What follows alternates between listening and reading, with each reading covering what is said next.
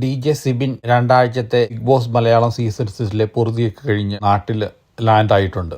വൈൽഡ്മാരെല്ലാം ചുമ്മാ ഡയലോഗ് പറയുന്ന പോലെ സ്ക്രിപ്റ്റഡ് ആണെങ്കിൽ പിന്നെ ഇത്രയും ആൾക്കാർ കണ്ട് എങ്ങനെ ഇതുപോലത്തെ ഒരു റിയാലിറ്റി ഷോനെ ഇത്ര വിജയിപ്പിക്കും?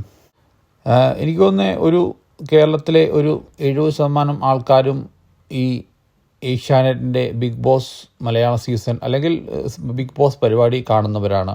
ചുമ്മാ ഈ പുറത്താകുന്നവരല്ല ഇതുപോലത്തെ ഡയലോഗ് അടിച്ചു കഴിഞ്ഞാൽ കേൾക്കുന്നവർ അല്ലെങ്കിൽ കണ്ടിരിക്കുന്നവരാണ് പൊട്ടന്മാരാണോ?